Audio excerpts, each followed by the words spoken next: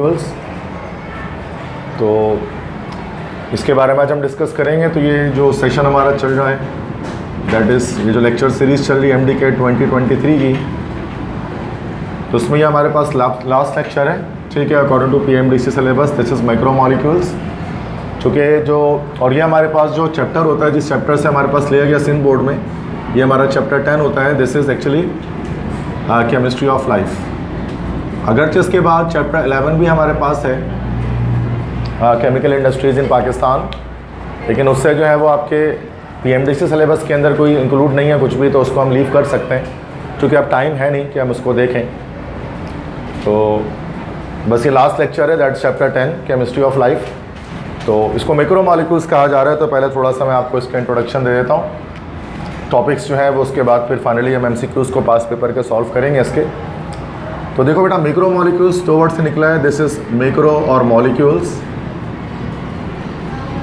2 words हैं यहाँ पर, एक है माइक्रो और एक है मॉलिक्यूल्स। माइक्रो मीन्स होता है बिग, ठीक है, बड़े, और मॉलिक्यूल्स तो आप जानते हैं this is combination of atoms. Atoms जब साथ में कंबाइन होते हैं तो then they form molecule, molecule की फॉर्मेशन करते हैं। तो माइक्रो मॉलिक्यूल्स असल में किसे कहते हैं? माइक्रो मॉलिक्यूल्स हम करते हैं पॉलीमर्स को। जो पॉलीमर्स होते हैं which are made up of a large number of atoms, तो polymers are also known as micro molecules या बड़े मॉलिक्यूल्स, बिग मॉलिक्यूल्स। इसके अंदर हमें 2 टॉपिक्स डिस्कस करने होते हैं माइक्रो मॉलिक्यूल के अंदर। एक हमें जो डिस्कस करना है जस्ट वो हमारे पास है, दैट्स प्रोटीन। तो ये अकॉर्डिंग टू PMDC सिलेबस की बात जब हम कर रहे हैं, तो उसी के लिहाज से मैं बता रहा हूँ। अगरचे हमने काफ़ी चैप्टर्स ऐसे हैं जो हमने ओवरऑल कवर किए हैं, चैप्टर 4 है, चैप्टर 3 है, जिसको हम शॉर्ट कर सकते थे बट किया नहीं मैंने, चूँकि टाइम था। तो इसको, लेकिन राइट से बात है कि लास्ट क्लास हमारी चल रही है लास्ट वीक, तो हम यहाँ पर जस्ट इसको सिलेबस के अकॉर्डिंग देखेंगे। तो प्रोटीन एक टॉपिक हमें डिस्कस करना है, और प्रोटीन के अलावा दूसरा टॉपिक हमें इसमें जो इसके MCQ सॉल्व करेंगे आज, वो है एंजाइम, ठीक है। 2 टॉपिक्स हैं। तो जो प्री मेडिकल के स्टूडेंट्स होते हैं उनके लिए तो they are not very much difficult, they are so easy, because ये बायो में भी पढ़ते हैं और ये केमिस्ट्री में भी आती है। प्रोटीन असल में खुद क्या है? प्रोटीन एक्चुअली, प्रोटीन भी असल में एक पॉलीमर ही होता है। दैट्स वाई हम प्रोटीन को कह सकते हैं कि ये एक माइक्रो मॉलिक्यूल है। और एंजाइम जो है वो, एंजाइम असल में this is actually a type of protein. Enzyme भी असल में एक प्रोटीन ही है। तो देखा जाए तो ओवरऑल हमें प्रोटीन को ही पढ़ना होता है इसके अंदर, ठीक है। तो पहले मैं आपको जो है वो प्रोटीन के बारे में डिस्कस कर लेता हूँ कि अबाउट रिगार्डिंग द प्रोटीन।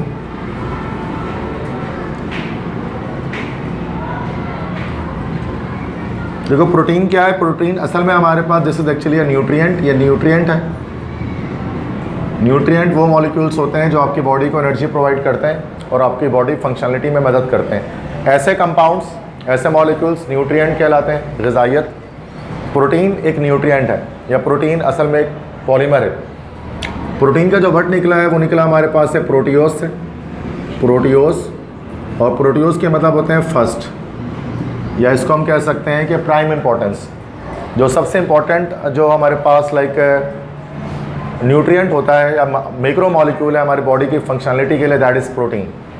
अगरचे और भी होते हैं न्यूट्रिएंट हमारे पास, कार्बोहाइड्रेट्स भी हैं, लिपिड्स भी हैं, वाइटामिन्स भी हैं, ठीक है, लेकिन जो सबसे ज़्यादा जो इम्पोर्टेंट होता है हमारी बॉडी में, that is protein, the most important nutrient you can say, ठीक है। दैट्स वाई इसको प्रोटीन कहा जाता है, चूँकि प्रोटियोस से निकला है, मतलब फर्स्ट या मोस्ट इम्पॉर्टेंट, सही है। प्रोटीन असल में क्या है? बेसिक बातें कुछ याद रखें, फिर बाकी बातें मैं MCQs में आपको सिखाऊंगा, चूँकि थोड़ा सा बोरिंग स्टडी होती है ये वाली, बोर्ड खाली बोर्ड पे लिखना। MCQs आते हैं तो मज़ा आता है करने में, क्योंकि फिर जज कर पाता है मैं कितना आ रहा है कितना नहीं आ रहा है। तो प्रोटीन क्या हमारे पास है बेटा? प्रोटीन असल में याद रखना है, this is actually a polymer. ये एक पॉलीमर है, किसका? Polymer of amino acid. ये अमाइनो एसिड का पॉलीमर होता है। तो अमाइनो एसिड को हम कह सकते हैं कि अमाइनो एसिड खुद क्या है? This is the monomer of protein. Protein का मोनोमर है ये। और अमाइनो एसिड किसे कहा जाता है? एक ऐसा कंपाउंड अमाइनो एसिड होता है जिसमें हमारे पास अमाइनो ग्रुप मतलब NH2 ग्रुप भी मौजूद हो, और एसिडिक ग्रुप मतलब उसके अंदर कार्बोक्सिलिक ग्रुप COOH ग्रुप भी मौजूद हो। जिन कंपाउंड में ये दोनों ग्रुप्स मौजूद होते हैं उनको अमाइनो एसिड कहा जाता है, जिसमें एक अमाइन और एक कार्बोक्सिलिक ग्रुप या कार्बोक्सिलिक एसिड का ग्रुप उसके अंदर मौजूद होता है। अगर हम इसके जनरल फॉर्मूले की बात करें तो इस टाइप का हो सकता है कि NH2 यहाँ पर आ गया हमारे पास, ये COOH आ गया, फिर ये हाइड्रोजन यहाँ कोई भी रेडिकल अटैच हो जाए, So this is actually called amino acid.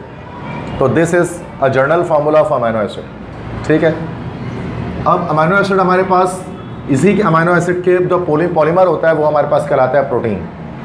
ठीक है, अमाइनो एसिड हमारे पास बहुत टाइप्स के होते हैं। अगर हम इसकी टाइप्स की बात करें कि अमाइनो एसिड खुद कितनी तरह के होते हैं, टाइप्स ऑफ अमाइनो एसिड, तो हम उसको अलग अलग तरह से देख सकते हैं। एक तो हमारे स्ट्रक्चर के लिहाज से कहलाएगा alpha beta gamma amino acid. ठीक है, एक हमारा अल्फ़ा बीटा और गैमा, इस लिहाज से कह सकते हैं कि अल्फ़ा अमाइनो एसिड, या फिर हम कह सकते हैं बीटा अमाइनो एसिड, या फिर हम कह सकते हैं कि गैमा अमाइनो एसिड। तो अमाइनो एसिड एक तो स्ट्रक्चर के लिहाज से अगर हम बात करें, अकॉर्डिंग टू स्ट्रक्चर ही हमारे पास 3 टाइप्स के होते हैं, alpha beta gamma. Alpha amino acid क्या होगा, जिसमें अल्फ़ा कार्बन के साथ अमाइनो ग्रुप अटैच होगा। जैसे कि ये COOH हमारे पास है, हमारे पास ना बेटा, ये फंक्शनल ग्रुप है, इसके साथ ये कार्बन अल्फ़ा कार्बन है। अगर इसके साथ अमाइनो ग्रुप अटैच हो जाए तो हम कह सकते हैं अल्फ़ा अमाइनो एसिड है। बीटा अमाइनो एसिड हमारे पास क्या होगा कि अगर बीटा कार्बन के साथ अमाइनो ग्रुप अटैच हो गया, अल्फ़ा के साथ गिरा बीटा कार्बन, और यहाँ आप देख लेते हैं NH2 अटैच कर दिया, so this will be beta amino acid. और गैमा अमाइनो एसिड क्या होगा कि अगर हम गैमा कार्बन के साथ NH2 ग्रुप की अटैचमेंट कर दें, this is called gamma amino acid. तो 3 तरह के अमाइनो एसिड हमारे पास होते हैं, अल्फ़ा बीटा गैमा। अच्छा, अमाइनो एसिड का खुद नेचर अगर हम बात करेंगे तो ये जो ओवरऑल अमाइनो एसिड होते हैं, इनका नेचर हमारे पास कैसा होता है, ये एम्फोटेरिक होते हैं। ये एम्फोटेरिक नेचर के होते हैं। एम्फोटेरिक से मुराद के ये हमारे पास एसिडिक भी होते हैं और बेसिक भी होते हैं। चूँकि इसमें आपको पता है कि जो NH2 ग्रुप है वो हमारे पास बेसिक ग्रुप होता है, because it can donate electron pair. और जो COOH वाला ग्रुप हमारे पास होता है, this is acidic group, because ये H+ आयन डोनेट कर सकता है। तो चूँकि एसिडिक और बेसिक दोनों ग्रुप अमाइनो एसिड में मौजूद होते हैं, दैट्स वाई हम कह सकते हैं कि अमाइनो एसिड हमारा एम्फोटेरिक होता है। मीन्स डुअल नेचर रखता है, डुअल नेचर एग्जिबिट करता है, एसिडिक भी होता है, बेसिक भी होता है। इसी वजह से, इसी एम्फोटेरिक नेचर की वजह से अमाइनो एसिड के अंदर हमारे पास जो है ना वो ज़्विटर आयन इस्टेब्लिश होता है, ज़्विटर आयन। अब ज़्विटर आयन हम किसके कहते हैं कि a dipolar but overall electrically neutral molecule, ये हमारे पास कहलाता है, दिस इज कॉल्ड अमाइनो वो ज़्विटर आयन। कि 2 पोल्स तो बने हो लेकिन ओवरऑल जो मॉलिक्यूल है वो हमारा कैसा हो भाई, न्यूट्रल हो, तो उसको हम लोग कहते हैं ज़्विटर आयन। तो अमाइनो एसिड जो है ज़्विटर आयन की फॉर्मेशन करते हैं, चूँकि आपको पता है यहाँ जो एसिडिक H+ है, ये अपना H+ इस अमाइनो ग्रुप को दे देता है, तो यहाँ से निकल जाता है H, तो ये नेगेटिव चार्ज आ जाता है, और यहाँ एक हाइड्रोजन ऐड हो गया तो ये हमारे पास NH3+ हो जाता है। ये जो आयन हमारे पास बन गया, now this is called zwitter ion. तो डाइपोलर है, +- 2 चार्ज दिख रहे हैं, लेकिन ओवरऑल मॉलिक्यूल न्यूट्रल है। चूँकि एक ही एटम के अंदर इलेक्ट्रॉन की ट्रांसफॉर्मेशन हो रही है, मतलब एक ही मॉलिक्यूल में एक एटम दूसरे एटम को प्रोटॉन ट्रांसफ़र कर रहा है, दैट्स हम इसको कह सकते हैं कि ये ज़्विटर आयन है। वरना क्या होता है, नॉर्मली एक मॉलिक्यूल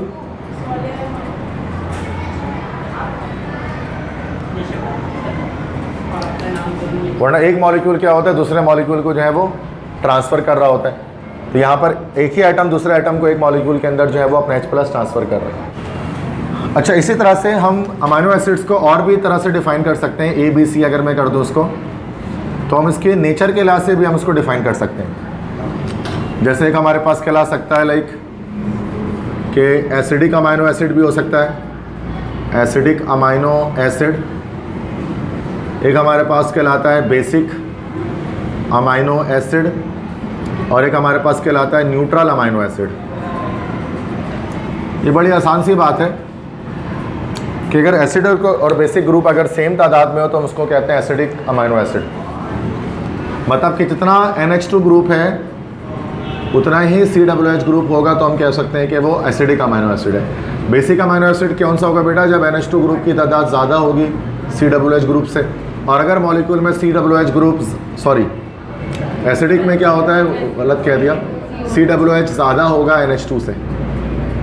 अच्छा, न्यूट्रल में क्या होगा कि जो NH2 और COOH ग्रुप हैं ये इक्विवेलेंट होंगे, बराबर होंगे। ठीक है, तो इतनी सी बात है। अब अगर हम किसी एसिडिक अमाइनो एसिड, अगर न्यूट्रल अमाइनो एसिड को बनाना चाहें तो सिंपलेस्ट अमाइनो एसिड हम यहाँ पर जैसे बना सकते हैं, ये NH2 हो गया हमारे पास, ये COOH हो गया, ये हाइड्रोजन और ये हाइड्रोजन, ये हमारे पास कहलाता है ग्लाइसिन। तो ग्लाइसिन असल में हमारे पास एक न्यूट्रल अमाइनो एसिड होता है, बिकॉज इसमें, और ये सिंपलेस्ट अमाइनो एसिड भी यही है। अगर आपसे न्यूट्रल अमाइनो एसिड का है या फिर आपसे कहा जाए कि भाई बताएं सबसे ज़्यादा सिंपलेस्ट अमाइनो एसिड कौन सा होता है, तो वो हमारे पास ग्लाइसिन होता है। ठीक है, क्योंकि एक ही NH2 और एक ही COOH ग्रुप की अटैचमेंट होती है। बेसिक अमाइनो एसिड क्या होगा, जिसमें NH2 ग्रुप ज़्यादा होगा, जैसे कि COOH ग्रुप हमने लिया और यहाँ पे NH2 ग्रुप हमने जो मान लें कि हमने इसमें 2 अटैच कर दिया। ठीक है, अगर 2 NH2 ग्रुप अटैच कर दिया, this is called basic amino acid. तो जैसे कि लाइसिन है, तो लाइसिन हमारे पास क्या है, बेसिक अमाइनो एसिड है, बिकॉज इसमें 2 NH2 ग्रुप अटैच होते हैं। एसिडिक अमाइनो एसिड क्या होगा, जिसमें COOH ग्रुप ज़्यादा होंगे। जैसे अगर हमने COOH ग्रुप 2 अटैच कर दिया और अमाइनो ग्रुप हमने जैसे कि एक ही अटैच किया, तो ये हमारे पास फिर मॉलिक्यूल कहलाता है। Now this is called aspartic acid. तो एस्पार्टिक एसिड हमारे पास, this is an acidic amino acid. तो अमाइनो एसिड्स हमारे पास नेचर के लिहाज से भी एक्सप्लेन हम कर सकते हैं, एसिडिक, बेसिक, अमाइनो और न्यूट्रल। तो एस्पार्टिक एसिड का याद करना है कि एसिडिक अमाइनो एसिड है, लाइसिन बेसिक है और ग्लाइसिन न्यूट्रल है। अच्छा, अमाइनो एसिड्स जो हमारे पास होते हैं टोटल वो 20 अमाइनो एसिड्स हैं। तो टोटल हमारे पास 20 अमाइनो एसिड्स होते हैं, जिनमें से जो है वो 10 हम कहते हैं, 10 हमारे पास होते हैं वो एसेंशियल अमाइनो एसिड्स कहलाते हैं और 10 हमारे पास जो है वो नॉन एसेंशियल होते हैं। और 10 हमारे पास होते हैं नॉन एसेंशियल। अच्छा, एसेंशियल अमाइनो एसिड्स वो होते हैं जो कि डाइट के थ्रू आपको लेना पड़ता है। ठीक है, जो आपकी बॉडी सिंथेसाइज नहीं करती है, तो वो आप डाइट के थ्रू ऑब्टेन करते हैं। जबकि नॉन एसेंशियल अमाइनो एसिड जो है ना वो सिंथेसाइज्ड बाय बॉडी, तो वो जो है बॉडी जो है वो आपकी उसको सिंथेसाइज कर लेती है, तो वो नॉन एसेंशियल अमाइनो एसिड कहलाते हैं। तो बस ये इस तरह से याद रखना है कि टोटल अमाइनो एसिड्स की तादाद 20 है, जिसमें 10 एसेंशियल है और 10 नॉन एसेंशियल है। बाकी ये कि अमाइनो एसिड्स के बारे में पढ़ा था कि they are the monomers of amino acids are the monomers of protein. Monomers of protein, तो प्रोटीन के ये मोनोमर्स हैं। बहुत सारे प्रोटीन्स जब साथ में मिलते हैं जाकर, तो क्या होता है, हमारे पास अमाइनो एसिड की फॉर्मेशन होती है। ठीक है, ओके, ठीक है। तो उसके बाद फिर क्या है कि मैंने बताया अमाइनो एसिड्स हमारे पास 2 तरह के हैं, एक हमारे पास एसेंशियल और एक नॉन एसेंशियल। इसको याद रखिएगा कितने होते हैं इसके अमाउंट। अमाइनो एसिड्स पर बताया मोनोमर्स हैं प्रोटीन के, बहुत सारे अमाइनो एसिड मिलते हैं तो प्रोटीन तैयार होता है। प्रोटीन खुद एक पॉलीमर है अमाइनो एसिड का। ठीक है, और प्रोटीन का मोनोमर क्या होता है, अमाइनो एसिड है। ठीक है ना भाई। तो प्रोटीन खुद बज़ाहिर एक पॉलीमर है, जो मैंने इससे पहले ही पिछले उसमें थोड़ी देर पहले बताया। बाकी इसके बाद ये कि अमाइनो एसिड्स किस तरह से जुड़ते हैं, जिस तरह से मुख्तलिफ कार्बोहाइड्रेट्स जो होते हैं मोनोसैकेराइड्स, वो ग्लाइकोसाइडिक लिंकेज से जुड़कर हमारे पास जो है वो पॉलीसैकेराइड या ओलिगोसैकेराइड की फॉर्मेशन करते हैं। बिल्कुल इसी तरह से जो अमाइनो एसिड्स हैं वो बहुत सारे वो पेप्टाइड लिंकेज या पेप्टाइड बॉन्ड से जुड़कर क्या होते हैं, हमारे पास जो है वो प्रोटीन की सिंथेसिस करते हैं, प्रोटीन की फॉर्मेशन करते हैं। तो वो जो CONH बॉन्ड हमारे पास होता है केमिस्ट्री में, तो ये वाला जो बॉन्ड हमारे पास होता है इसको हम लोग कहते हैं this is called peptide bond या peptide linkage. That's why proteins को हम लोग पॉलीपेप्टाइड भी कहते हैं सकते हैं। पॉलीपेप्टाइड से मुराद चूँकि एक प्रोटीन के अंदर बहुत सारी there are hundreds of peptide linkages are there, जिसमें क्या होते हैं वो ज्वाइन होते हैं, कनेक्ट होकर फाइनली जो है वो हमारे पास प्रोटीन की फॉर्मेशन करते हैं। जैसे आप यहाँ पर देख सकते हैं 2 अमाइनो एसिड का मॉलिक्यूल है, एक ही हमारे पास मॉलिक्यूल अमाइनो एसिड का, ये दूसरा मॉलिक्यूल है। तो अमाइनो एसिड तो ये हमारे पास जो है ना वो प्रोटीन बन रहा है। अच्छा, प्रोटीन एक पॉलीमर होता है, ये हमने पढ़ा है। और कौन सा पॉलीमर होगा यहाँ पर, चूँकि वाटर की रिमूवल हो रही है तो हम कह सकते हैं कि प्रोटीन हमारे पास एक कंडेंसेशन पॉलीमर होता है, एडिशन पॉलीमर नहीं होता है। कंडेंसेशन पॉलीमर किसे कहते हैं, जिसमें वाटर की रिमूवल से, वाटर के रिमूव होने से जो है वो पॉलीमर्स की फॉर्मेशन होती है। जैसे कि आप देख सकते हैं यहाँ पर जो एक ग्रुप हमारे पास है COOH ग्रुप से OH निकल जाता है और दूसरे मॉलिक्यूल से NH2 ग्रुप का एक H निकल जाता है और ये वाटर बन के ये सेपरेट हो जाते हैं। उसके बाद ये CO इस NH के साथ जाकर क्या होता है, कंबाइन हो जाता है और ये जो हमारे पास लिंकेज आती है उसको हम पेप्टाइड लिंकेज कहते हैं। इसी तरह से मल्टीपल बहुत सारे हम कह सकते हैं कि बहुत सारे जो हैं वो अमाइनो एसिड्स मिलकर प्रोटीन की फॉर्मेशन कर लेते हैं और बहुत सारे पेप्टाइड लिंकेजेस बन जाते हैं। तो ये पेप्टाइड बॉन्ड क्या होती है आपको पता होना चाहिए। नेक्स्ट की इंपॉर्टेंस क्या होती है प्रोटीन की हमारी बॉडी के अंदर, तो काफ़ी सारी इंपॉर्टेंस है। एक तो इंपॉर्टेंस पूरी हम देखेंगे कि जो है वो एंजाइम्स हमारे पास जो होते हैं, जो असल में बायोकैटलिस्ट होते हैं, जिसके बाद मैं आपको बताता हूँ, ठीक है, नेक्स्ट टॉपिक में। तो वो हमारे पास प्रोटीन्स होते हैं, असल में प्रोटीनस सब्सटेंसेज होते हैं जो कि फिजिबल बनाते हैं किसी बायोकेमिकल प्रोसेस को आपकी बॉडी के अंदर, ठीक है। तो वो एंजाइम है। बाकी जो है food as a source of energy भी हमारे पास होते हैं, ठीक है। लाइक जब हम कोई भी फूड, अच्छा, जब प्रोटीन हमारे पास अलग अलग तरह के होते हैं, तो हमारे पास फूड प्रोटीन होता है। फूड प्रोटीन जो हम किसी ग़िज़ा से हासिल करते हैं, खानों से हासिल करते हैं। अब वो फूड प्रोटीन हमारे पास जैसे मिल्क में मौजूद होता है, दूध में, इसी तरह से एग में होता है। अच्छा, एग के भी जो है वो एग वाइट में होता है, ठीक है। एग यॉक में नहीं होता है। एग यॉक जो होता है वो डेट इज़ लिपिड, वो फैट होता है, ठीक है। तो एग वाइट है, उसके अंदर हमारे पास जो है वो प्रोटीन है। इसी तरह से मीट है, वो कोई मीट हो, चाहे वो फ़िश हो, चाहे वो मटन हो, चिकन हो, बीफ हो, कोई भी हो, वॉटेवर, मीट के अंदर हमारे पास प्रोटीन होता है। इसी तरह से बीन्स होते हैं मुख्तलिफ, जैसे सीरियल्स हैं, दालें वगैरह, पल्सेस वगैरह, ग्राम्स, या फिर कोई और भी जो है जो बीन्स होते हैं या ड्राई फ्रूट्स वगैरह, उनके अंदर भी प्रोटीन रिच होता है वो। तो ये सारे सोर्स ऑफ प्रोटीन है, इनको हम लोग कहते हैं फूड प्रोटीन, जो आप ग़िज़ा से हासिल करते हैं। ये फूड प्रोटीन जब आपके स्टमक में जाता है ना, तो वहाँ स्टमक में आने के बाद फिर वहाँ पर एक हमारे पास एक एंजाइम आता है, या एक प्रोटीन कह सकते हैं, वो एंजाइम होता है जिसको हम लोग कहते हैं पेप्सिन, ठीक है। तो पेप्सिन एक एंजाइम है। तो वैसे तो वो पेप्सिनोजिन बनता है एक्टिवेट होने के बाद, तो वो भी आगे बताता हूँ एंजाइम के अंदर मैं आपको। तो पेप्सिन एक एंजाइम है, ट्रैप्सिन भी होता है। तो पेप्सिन क्या करता है कि पेप्सिन जो है वो फूड प्रोटीन को वो कन्वर्ट कर देता है, हाइड्रोलाइज कर देता है, सारे बॉन्ड को तोड़ के, पेप्टाइड लिंकेजेस को तोड़कर वो अमाइनो एसिड में कन्वर्ट कर देता है। तो बहुत सारे अमाइनो एसिड आपके पास आ जाते हैं। मतलब एक सिंपल, जैसे कि आपके बॉडी में जो पॉलीसैकेराइड्स होते हैं वो मोनोसैकेराइड्स में ब्रेक हो जाते हैं by the action of insulin, pancreas से जो सेक्रेट होता है। बिल्कुल इसी तरह से पेप्सिन क्या करता है बेटा कि ये जो है आपके फूड प्रोटीन को अमाइनो एसिड में कन्वर्ट कर देता है। फिर ये अमाइनो एसिड जो है वो फिर जब ब्लड्स वगैरह में पहुंचता है, तो वहाँ पर आरएनए जो होता है, और राइबोन्यूक्लिक एसिड, तो आरएनए सिंथेसिस जिसको हम कहते हैं प्रोटीन की, तो ये आरएनए क्या करता है, वो जो अमाइनो एसिड्स हैं ना, हाइड्रोलाइज्ड अमाइनो एसिड, उनको वो कन्वर्ट कर देता है, वो डिफरेंट काम कर सकता है। या तो ऐसा भी हो सकता है कि ये जो अमाइनो एसिड है ये बर्न होकर आपको एनर्जी प्रोवाइड कर दें डायरेक्ट, ये भी अमाइनो एसिड आपको एनर्जी दे सकता है बॉडी को। या फिर ये आरएनए क्या करेगा, इसको बॉडी प्रोटीन में कन्वर्ट कर देगा। बॉडी प्रोटीन से मुराद जो है वो इंसान की बॉडी में मसल्स की फॉर्मेशन होगी, या हेयर फॉर्मेशन होगी, नेल फॉर्मेशन होगी, स्किन ग्रोथ होगी। ये सारी चीज़ें जो है वो आरएनए के थ्रू होती हैं, मतलब बॉडी प्रोटीन है।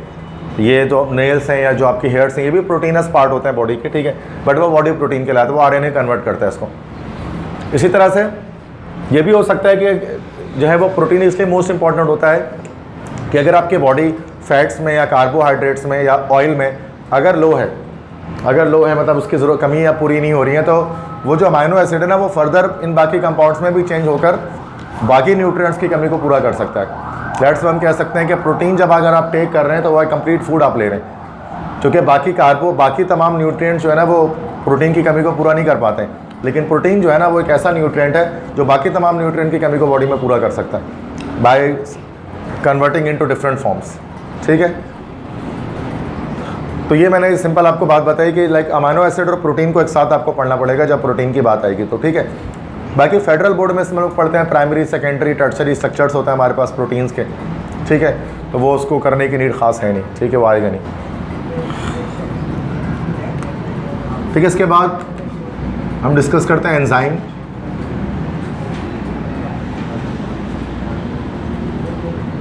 एंजाइम क्या होते हैं, एंजाइम के बारे में भी मैंने थोड़ी देर पहले आपको बताया कि एंजाइम्स आर एक्चुअली प्रोटीन, ये प्रोटीन ही है, प्रोटीनस सब्सटेंस होता है एंजाइम। और एंजाइम इटसेल्फ क्या होते हैं, they are actually biocatalyst, biochemical reactions को या तो फास्ट करते हैं या तो रिएक्शन को फिजिबल बनाते हैं, ठीक है, कि रिएक्शन आपकी बॉडी में स्मूथली कैरी ऑन हो सके, तो वो एंजाइम्स करते हैं। ये भी मॉलिक्यूल्स हैं हमारे पास, बायो मॉलिक्यूल्स हैं या माइक्रो मॉलिक्यूल्स हैं। एंजाइम्स जो है ना उनको जब भी लिखा जाता है तो सफिक्स हमारे पास जो आता है ना वो हमेशा क्या आता है, एज के सफिक्स के नाम से ही होता है, एंड में इनके एज आ रहा होता है, ASE, ठीक है। अभी बहुत सारे एंजाइम्स हम देखेंगे। तो अच्छा, एंजाइम्स जो हमारे पास होते हैं बॉडी के डिफरेंट फंक्शनलिटी में मदद कर रहे होते हैं। अच्छा, एज वाला जो सफिक्स इसका आता है ना, ये दो तरह से आ सकता है, या तो ये सबस्ट्रेट किस सबस्ट्रेट पे अटैक करे इसके लिहाज से नाम आएगा। मिसाल के तौर पे अगर मैं लिखता हूँ, अगर एक एग्जांपल में लाइक माल्टेज अगर मैं लिखता हूँ, तो माल्टेज एक ऐसा एंजाइम है जो माल्ट पर अटैक करेगा, तो ये सबस्ट्रेट है इसका माल्ट। या फिर हम कह सकते हैं सक्रेज, सक्रेज एक ऐसा एंजाइम होगा जो सक्रोज पर जाकर अटैक करेगा। तो कार्बोहाइड्रेट के एंड में OSE आता है, जबकि एंजाइम के आखिर में AS आता है सफिक्स के लिहाज से। या फिर ऐसा भी हो सकता है ना कि ये इस नाम से ना हो, सबस्ट्रेट के नाम से ना हो, किस टाइप के रिएक्शन को ये कैटालाइज कर रहे हैं, टाइप ऑफ रिएक्शन के नाम से हो सकता है। जैसे कि हाइड्रोजिनेस, अब हाइड्रोजिनेस वो हमारे पास होगा जो हाइड्रोजनेशन प्रोसेस को स्मूथ बनाएगा या उसको स्पीड अप करेगा। इसी तरह से डिहाइड्रोजिनेस भी हो सकता है, तो वो डिहाइड्रोजनेशन के प्रोसेस को स्पीड अप करेगा। इसी तरह से ऑक्सीडेज हो सकता है, ऑक्सीडेशन के प्रोसेस को फास्ट करेगा। इस तरह से रिडक्टेज हो सकता है, तो रिडक्शन के प्रोसेस को फास्ट करेगा। तो ये by the name of reaction भी नाम हो सकते हैं इसके। या फिर जस्ट किस सबस्ट्रेट पर अटैक कर रहा है, लाइपेज हो सकता है, लिपिड्स पर अटैक करता है। इसी तरह से अमाइलेज हो सकता है, जो सलाइवा में पाया जाता है ना अमाइलेज, जो कि अमाइलोज पे अटैक करता है स्टार्च वगैरह पे। तो कहने का मकसद है कि एस आता है नाम के एंड में जब भी हम एंजाइम्स को हम चेक करते हैं, तो ठीक है। तो ये डिफरेंट रिएक्शंस को स्पीड अप करने की सलाहियत रखता है, या उसको फिजिबल बनाता है। जब हम बात करते हैं ना कि फैक्टर्स, कि इन फैक्टर्स पर जो है वो एंजाइम्स जो है वो अफेक्ट कर रहे होते हैं, तो मल्टीपल फैक्टर्स होते हैं। मेन इसका एक फैक्टर हमारे पास होता है पीएच। इस पर जो है ना वो बहुत ज़्यादा एक इंपॉर्टेंट फैक्टर जो है वो सर अंजाम देता है। जैसे कि मैंने आपको बताया कि पेप्सिन जो है ना, पेप्सिन एक होता है और एक होता है पेप्सिनोजिन। एक्टिवेटेड फॉर्म क्या होती है दोनों की, पेप्सिन के पेप्सिनोजिन। पेप्सिन एक्टिवेटेड फॉर्म होती है, पैसिव फॉर्म होती है पेप्सिनोजिन, ठीक है। तो ये पेप्सिनोजिन जो है वो मौजूद होता है डाइजेस्टिव सिस्टम के अंदर, और जब इस पर कोई एसिड अटैक करता है, जब इसमें एसिड अटैक करता है तो ये एक्टिवेट हो जाता है और पेप्सिन बन जाता है। तो पेप्सिन हमारे पास इसकी एक्टिवेटेड फॉर्म होती है। तो this is also an enzyme which actually protein ही है, मतलब भाई एंजाइम है जो कि क्या करता है, आपके जो प्रोटीन है उनको डिकम्पोज कर रहा होता है, लाइक अमाइनो एसिड्स के अंदर। अब यहाँ पर आप देख सकते हैं कि जो पेप्सिन है ना, जो वो किस पर एक्ट करता है, एसिडिक मीडियम में। मतलब पीएच जितना हमारे पास लो आएगा उतना ज़्यादा हमारे पास जो है वो पेप्सिन कह सकते हैं कि वो जो है वो वर्कआउट कर पाएगा। इसी तरह से हमारे पास जो है वो ट्राइप्सिन है। ट्राइप्सिन भी हमारे पास जो है वो लाइक ये हमारे पास जो है वो एक एंजाइम होता है, ठीक है। ये भी डाइजेस्टिव एंजाइम है, और ये हमारे पास किस पर कर रहा होता है भाई, ये बजाय एसिडिक मीडियम के ये बेसिक मीडियम पर वर्क कर रहा होता है।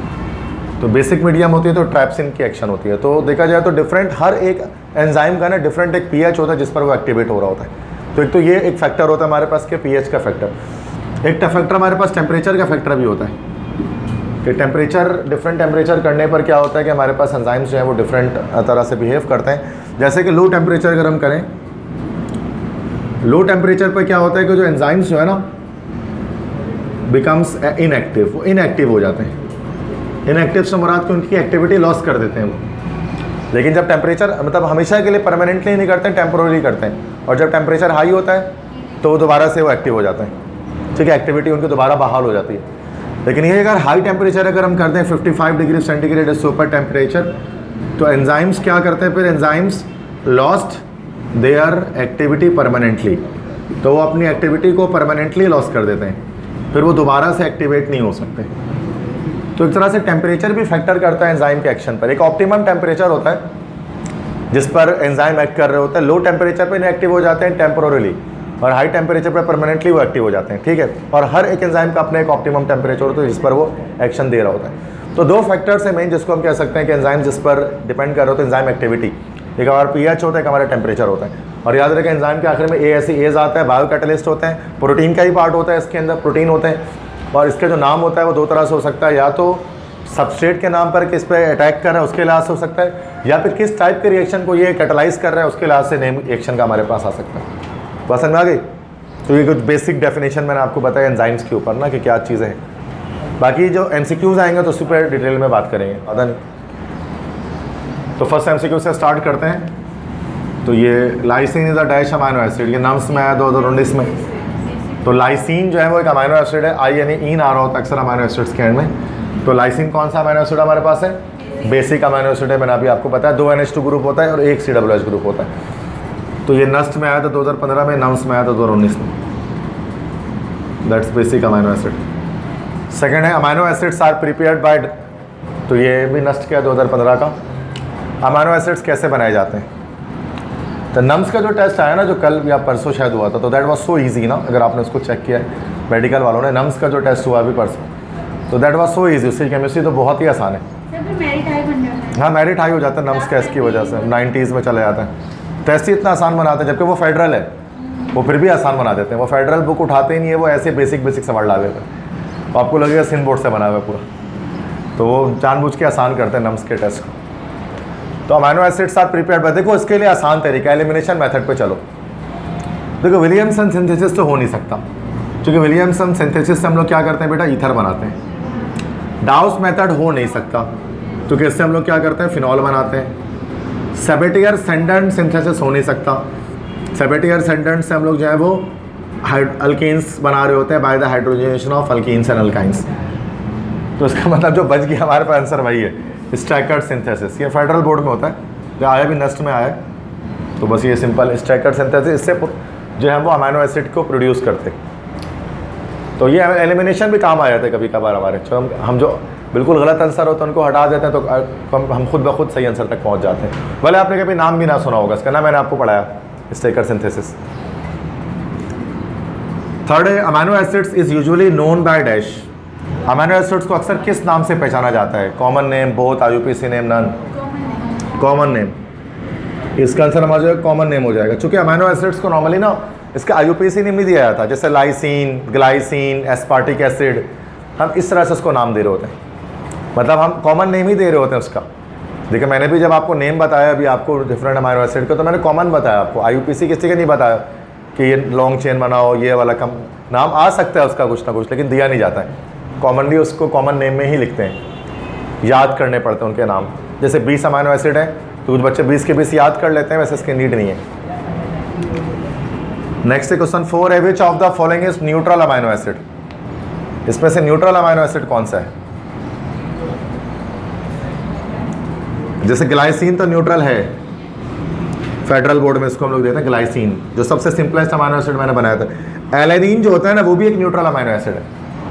एलेनिन तो हमारे सिंध बोर्ड में होता है, सिंध बोर्ड में जब हम लोग न्यूट्रल अमीनो एसिड में पढ़ते हैं तो वो एलेनिन है, और ग्लाइसिन फेडरल में पढ़ते हैं। ये दोनों हमारे पास न्यूट्रल हैं, तो सी भी होगा, वैलिन भी न्यूट्रल होगा, 100% होगा, तो उसके लिए डी ऑप्शन आएगा। भले आपने वैलिन के स्ट्रक्चर जानते हो ना जानते हो, बट आंसर डी होगा स्टूडेंट, क्योंकि ये दो तो हमें पता है कि न्यूट्रल होते हैं। तो अब याद रख लो कि वैलिन भी एक न्यूट्रल अमीनो एसिड, तो वैलिन, एलेनिन, ग्लाइसिन, ये सारे। मतलब ट्रिक्स बता रहा हूँ, ट्रिक्स के थ्रू याद कर लें। तो ये सब देखो कॉमन नेम से, हम इसको कॉमन नेम में ही देखते हैं। इसे नाम देखकर आपको अंदाज़ा नहीं होता है कि न्यूट्रल है, एसिडिक है, बेसिक है, ये आपको याद ही करना पड़ता है। क्योंकि बायोलॉजी से रिलेट कर रहा है बेटा, तो मेमोराइजेशन तो ज़रूरी है, क्योंकि बायो इन्वॉल्व हो रही है ना। जब बायो इन्वॉल्व होती है तो रट्टा काम आता है, दैट्स इट। हाँ, अगर ये केमिस्ट्री ऑर्गेनिक इनऑर्गेनिक होती तो थोड़ा सा स्ट्रक्चर बना के कुछ निकाल लेते हैं, बट बायो में ऐसा नहीं कर सकते। Bio chemistry you need to know about it, है ना, याद रखेंगे। बोले बिल्कुल इस 20 में से ही होंगे, लेकिन आपको 20 भी याद करने की नीड नहीं है। जो मैं MCQs बता रहा हूँ उतने बस आप याद रख लें, वो बहुत सारे और बड़े पेचीदा नाम होते हैं, याद ही नहीं हो पाएंगे, भूल जाओगे उसको। जितने MCQs आ रहे हैं उतने याद होने चाहिए, बस दैट्स इट। नेक्स्ट क्वेश्चन देखते हैं, chemical formula of malonic acid is dash. Malonic acid का केमिकल फार्मूला क्या होता है? देखो फिर कॉमन नेम आया, मैं बता देता हूँ उसको। मैलोनिक एसिड किसे कहते हैं? Malonic acid is actually a di carboxylic acid. ये हमारे पास एक डाई कार्बोक्सिलिक एसिड है। अब डाई कार्बोक्सिलिक एसिड हमारे पास होता है ना ओम्स गैप्स, अगर आपको याद है, oms gaps, that is oxalic, that is malonic, this is succinic, this is glutaric, this is adipic, this is pimelic, this is suberic. ठीक है, तो ये हमारे पास डाई कार्बोक्सिलिक एसिड होते हैं, दैट इज ऑक्सैलिक एसिड हो गया, malonic acid, succinic acid, glutaric acid, adipic acid, pimelic acid, suberic acid. ठीक है, अब इसमें फ़र्क क्या होता है पता है कि हमारे पास ऑक्सैलिक एसिड के अंदर 3 कार्बन होते हैं, इसमें 4, इसमें 5, इसमें 6, इसमें 7, इसमें 8, इसमें 9 कार्बन होते हैं। इस रस बल्कि गलत कह दिया, सॉरी, उल्टा चल एक आगे बढ़ा दिया। 2, 3, 4, 5, 6, 7 2 से स्टार्ट करते हैं। अब मैलोनिक एसिड में बेटा 3 कार्बन होते हैं, ऐसे डाई कार्बोक्सिलिक एसिड होते हैं। स्ट्रक्चर बनाएंगे अगर इसका, तो ये 3 कार्बन ले लेंगे हम, C डबल बॉन्ड OOH ऐसे आ गया, और C डबल बॉन्ड OOH ऐसे आ गया, और यहाँ पर CH2 ग्रुप लग गया। This is malonic acid. IUPAC में बोलेंगे तो 1,3 प्रोपन ट्रायोइक एसिड, प्रोपन डायोइक एसिड ये हमारे पास कहलाएगा, अगर हम इसका IUPAC नेम देना चाहें। दैट्स 1, दैट्स 2, दैट्स 3, तो 1,3 प्रोपेन डाइओइक एसिड, ये हमारा IUPAC है। इसी को कॉमन में हम लोग कहते हैं मैलोनिक एसिड। सही है। अब इसके हम देख लेते हैं फॉर्मूला क्या निकल रहा है। तो अब कोई बड़ी बात नहीं रही सवाल ये हमारे लिए। कार्बन हमारे पास है 3, हाइड्रोजन यहाँ पर हमारे पास है गया 2 3 4 और ऑक्सीजन आ गया 1 2 3 4 C3H4O4। क्या हो गया आंसर हमारा? तो देखो इस तरह से कॉन्सेप्ट करके हमने क्या किया, हमने निकाल लिया इसका आंसर। ये नस्ट में आया था 2013-16 में नेट में। ठीक है, बात समझ में आ गई। वैसे ये जो टॉपिक आया है ये हमारा फैटी एसिड से आ रहा है, लिपिड से, क्योंकि वहाँ पर हम पढ़ते हैं उसको। नेक्स्ट क्वेश्चन 6 है, विच one of this is a soluble carbohydrate. इसमें से कौन सा सॉल्युबल कार्बोहाइड्रेट है? तो बेटा याद रखना है कि सॉल्युबल कार्बोहाइड्रेट हमारे पास दो तरह के होते हैं। जितने भी हमारे पास मोनोसैकेराइड हैं और जितने भी हमारे पास ओलिगोसैकेराइड हैं, ये हमारे पास कैसे होते हैं? सॉल्युबल होते हैं, वाटर सॉल्युबल। और जो पॉलीसैकेराइड होते हैं वो हमारे पास इनसॉल्युबल इन वाटर होते हैं। ठीक है। अब मोनोसैकेराइड से मुराद क्या हो? ग्लूकोज हो गया, फ्रक्टोज हो गया, ये सारे हमारे पास मोनोसैकेराइड हैं। ओलिगोसैकेराइड में सक्रोज हो गया, माल्टोज हो गया, लैक्टोज हो गया, ये सारे ओलिगोसैकेराइड हैं। और जब हम पॉलीसैकेराइड की बात करते हैं तो स्टार्च है, सेलुलोज है, ग्लाइकोजिन है, ये हमारे पास पॉलीसैकेराइड्स हैं। तो अब देख लेते हैं फ्रक्टोज। फ्रक्टोज सिंपल पहले ही आंसर हमारे पास आ गया, ये 100% सॉल्युबल इन वाटर है। चूँकि इस ग्लूकोज और सक्रोज मैंने क्या बताया, फॉर्मूला क्या होगा फ्रक्टोज का? C6H12O6 होगा ना भाई। तो ये हमारे पास फॉर्मूला से लग रहा है मोनोसैकेराइड है। तो 100% हमारे पास ये वाला आंसर करेक्ट हो गया, फ्रक्टोज। अब बाकी अगर हम देखेंगे ना, चेक करेंगे B C, तो मैं बिना देखे मैं बता सकता हूँ कि उसमें कोई ना कोई पॉलीसैकेराइड होगा, पॉलीसैकेराइड होगा जो कि इनसॉल्युबल इन वाटर होगा। जैसे कि B ऑप्शन में आ गया स्टार्च। स्टार्च के बारे में जानते हैं, स्टार्च हमारे पास एक पॉलीसैकेराइड है। स्टार्च है ना, आटा वगैरह, आटा है, चावल है, इसमें स्टार्च होता है ना। उसको पानी में डिजॉल्व तो कर नहीं सकते हो ना आटे को, सॉल्यूशन नहीं बनाएगा वो, तो इनसॉल्युबल हो गया वो। इसी तरह से आप देख सकते हैं सेलुलोज। सेलुलोज भी हमारे पास नहीं हो सकता, क्योंकि ओ ऐसी ओज आता है, आपको पता है कि कार्बोहाइड्रेट्स के एंड में सेलुलोज जो कि पत्तों में होता है, लीव्स में होता है, स्ट्रक्चर बनाता है नहीं पूरे प्लांट का, सेल वॉल बनी होती है इससे। तो पत्ते वगैरह को भी पानी में आप कहाँ डिजॉल्व कर सकते हो? या साग हो गया, पालक हो गया, पानी में हल थोड़ी ना हो गई। दैट्स हम कह सकते हैं कि सेलुलोज भी हमारे पास इनसॉल्युबल इन वाटर है। तो अब बाकी अमाइलेज, अमाइलेज तो हमारे पास कार्बोहाइड्रेट है ही नहीं, एज आ गया तो ये तो हमारे पास एंजाइम है, तो ऐसे ही कट गया। अगर अमाइलोज बोलता तो वो भी इनसॉल्युबल हो जाता, चूँकि अमाइलोज स्टार्च को ही कहा जाता है। ठीक है। तो ग्लूकोज हो गया, फ्रक्टोज हो गया, ये हमारे पास वाटर सॉल्युबल है। अगर मैं यहाँ पर लिख दूँ रट्टा मारने के लिए आपके, तो ग्लूकोज रट्टा मार लेना, फ्रक्टोज इसको नहीं समझ में आता ऐसा तो याद कर लेना, और क्या बोलूँ मैं। ओलिगोसैकेराइड में सक्रोज याद कर लेना, इसमें याद कर लेना क्या, लैक्टोज याद कर लेना, इसमें क्या याद कर लेना, और लाइक ये माल्टोज याद कर लेना इसके अंदर। इसी तरह से ग्लूकोज फ्रक्टोज के अलावा भी अगर आप याद करना चाहें तो आप जो है वो गैलेक्टोज याद कर लेना। ये सारे पानी में डिजॉल्व हो जाते हैं, तो ये सारे नहीं हो, ये भी डिजॉल्व हो जाते हैं। और जो नहीं डिजॉल्व हो सकते हैं वो पॉलीसैकेराइड है, वो स्टार्च है, वो सेलुलोज है, वो ग्लाइकोजिन है, ये सारे डिजॉल्व नहीं होते। सही है, समझ गए MCQs? ये कार्बोहाइड्रेट्स के टॉपिक से निकला है। नेक्स्ट क्वेश्चन है फॉर्मूला ऑफ फ्रक्टोज, ऊपर लिख दिया मैंने, ये ऑप्शन हो जाएगा। That's really easy question. NED में आया था 2005 में, NUS में आया था 2013 में। नेक्स्ट है बेटा, विच of the following is not a disaccharide. इसमें से कौन सा डाइसैकेराइड नहीं है? ये डाउ में आया था 2016 में, NUS में आया 2013 में। इसमें से कौन सा डाइसैकेराइड नहीं है? ठीक है, मतलब 3 डाइसैकेराइड होंगे और कोई एक डाइसैकेराइड नहीं होगा। डाइसैकेराइड क्या होता है बेटा, पहले इसको समझ लो, आंसर बाद में देखते हैं। डाइसैकेराइड भी असल में ओलिगोसैकेराइड ही है। ओलिगो ग्रीक वर्ड है, ओलिगो का मतलब होता है फ्यू। ऐसे कार्बोहाइड्रेट जिनको पानी में डाला जाए, और जो सैकेराइड का जो वर्ड आया, सैकेराइड का मतलब तो होता है स्वीट टेस्ट ना भाई, मीठे टेस्ट वाले, लैटिन लैंग्वेज में। तो जो कार्बोहाइड्रेट्स होते हैं उन्हीं को सैकेराइड कहा जाता है। ठीक है, तो जो कार्बोहाइड्रेट्स होते हैं उन्हीं को हम लोग सैकेराइड कहते हैं। तो ओलिगो मतलब होता है फ्यू और सैकेराइड्स मतलब कार्बोहाइड्रेट।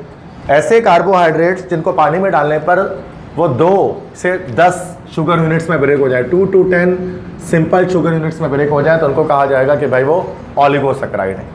अब ओलिगोसैकेराइड के अंदर अगर वो 2 यूनिट्स में ब्रेक हो रहा है तो डाइसैकेराइड है, 3 में ब्रेक हो रहा है तो ट्राइसैकेराइड है, टेट्रासैकेराइड है, डीकासैकेराइड तक जा सकते हैं।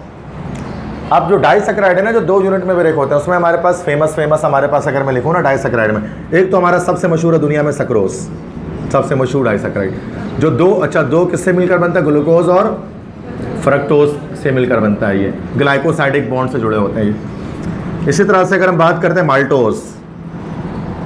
माल्टोज जो हमारे पास होता है वो किससे जुड़ा होता है, वो 2 ग्लूकोज यूनिट से जुड़ा होता है, वो ग्लूकोज प्लस ग्लूकोज होता है, दैट इज कॉल्ड माल्टोज। एक हमारे पास होता है जिसको हम लोग कहते हैं लैक्टोज में कौन सी जो यूनिट होती है, और जैसे ग्लूकोज होता है, और एक हमारे पास होता है गैलेक्टोज, ठीक है। ये इनके मोनोसैकेराइड यूनिट्स हैं। तो ये तीनों के तीनों अगर हम बात कर लें, ये तीनों के तीनों बहुत फेमस हमारे पास डाइसैकेराइड्स हैं, और भी होते हैं, ये 3 याद होना चाहिए, ग्लूकोज, सक्रोज, माल्टोज और लैक्टोज। और उसके जो मोनोमर्स हैं वो क्या है, मतलब जो इसके मोनोसैकेराइड यूनिट जिनसे ये बन रहा है, तो इनके बीच में जिनके बीच में ग्लाइकोसाइडिक बॉन्ड बन रहा होगा। ग्लाइकोसाइडिक बॉन्ड बनता कैसे है, तो इसको आपको सोचने की ज़रूरत नहीं है, बस एक याद रख लें कि बस इनके बीच में ये एक ग्लाइकोसाइडिक बॉन्ड होता है, ग्लाइकोसाइडिक लिंकेज होती है जो मौजूद होती है, जो ईथर लिंकेज से अलग होती है, ठीक है। इसको हम इस तरह से OCO बॉन्ड भी कहते हैं, OCO बॉन्ड कहलाता है, दिस इज ग्लाइकोसाइडिक बॉन्ड। इसको बनाने के लिए पूरा पायरानोस फ्यूरानोस बनाना पड़ेगा मुझे, तो वो समझ में वैसे भी नहीं आना, टाइम भी इतना नहीं है, तो बेहतर है कि डायरेक्ट कुछ चीज़ों को याद रखें, और स्ट्रक्चर्स नहीं आते हैं, ठीक है ना, तो परेशान नहीं होना। कार्बोहाइड्रेट के स्ट्रक्चर बनना बहुत टिपिकल होते हैं, खासतौर पर जो रिंग स्ट्रक्चर होता है उसका। तो बात आती है यहाँ पर कि कौन सा डाइसैकेराइड नहीं है, तो सक्रोज तो है, लैक्टोज भी है। अच्छा, अब रैफिनोज और डेक्स्ट्रिन, ठीक है। देखो अब यहाँ पर एलिमिनेशन पे हम चल रहे हैं ना, रैफिनोज का हम नहीं जानते, पता नहीं है कि नहीं है, और डेक्स्ट्रिन तो 100% नहीं हो सकता, क्योंकि कार्बोहाइड्रेट्स के नाम में आयन कभी भी नहीं आता है। ये एंजाइम्स होते हैं, पेप्सिन, ट्राइप्सिन, है ना, डेक्स्ट्रिन, टाइटिन, ये सारे हमारे पास एंजाइम्स होते हैं या प्रोटीन्स होते हैं। तो डेक्स्ट्रिन तो जाहिर सी बात है कि ये हो ही नहीं सकता। हाँ, ग्लूकोज को हम समटाइम्स कह सकते हैं, जो ग्लूकोज होता है उसको समटाइम्स हम कहते हैं डेक्सट्रोज, जब वो डेक्सो रोटेटरी होता है, डेक्सट्रोज, लेवोलोस, लेकिन डेक्स्ट्रिन तो ये फिलहाल हो नहीं सकता, क्योंकि ये ग्लूकोज ही, ये तो कार्बोहाइड्रेट ही नहीं है, तो डाइसैकेराइड कहाँ से होगा। अब आ जाओ रैफिनोज, मतलब ये हमारे पास करेक्ट आंसर, बल्कि ये आ गया। रैफिनोज क्या होता है पता है, सुना है कभी रैफिनोज, मेडिकल वालों से पूछ रहा हूँ, ये कौन सा डाइसैकेराइड, हाँ रैफिनोज, ये असल में ग्लूकोज होता है और राइबोज, 2 शुगर होते हैं, ग्लूकोज और राइबोज से मिलकर रैफिनोज बनता है। राइबोज एक जो है हमारे पास पेंटोज शुगर है, DNA RNA में जो मौजूद होता है, RNA में होता है राइबोज, सही है। तो ये भी एक तरह से डाइसैकेराइड है, चूँकि राइबोज और ग्लूकोज का हमारे पास ये एक समझ लो कॉम्बिनेशन है। तो डेक्स्ट्रिन यहाँ पर हमारे पास आंसर इसलिए हो गया कि डेक्स्ट्रिन प्रोटीन्स होते हैं हमारे पास है, ना कि ये हमारे पास कार्बोहाइड्रेट है। तो वैसे भी अगर कुछ भी नहीं पता हो तब भी आंसर हमारे डी करेक्ट हो जाता है, अगर आप जानते हैं ना कुछ भी, सिर्फ सफिक्स की मदद से। तो ये है ना, ओस नहीं आ रहा उसके अंदर, लेकिन हमेशा ऐसा नहीं हो सकता, ये तो एक स्टूपिड क्वेश्चन कह सकते हैं, आज किया गया है, लेकिन मैं होता है इसकी जगह मैं ओस वाले कंपाउंड डालता हूँ ताकि बच्चे कन्फ्यूज़ हों। सिंपल सी बात है, करना तो ऐसा तो पेपर नहीं बनता ना समटाइम्स, अब ये बना होगा तो आ गया। 21 है, which of the following is not a fatty acid, इसमें से कौन सा फैटी एसिड नहीं है। देखो बेटा, फैटी एसिड किसे कहते हैं, फैटी एसिड होता है, फैटी एसिड की डेफिनेशन होती है long chain saturated carboxylic acid.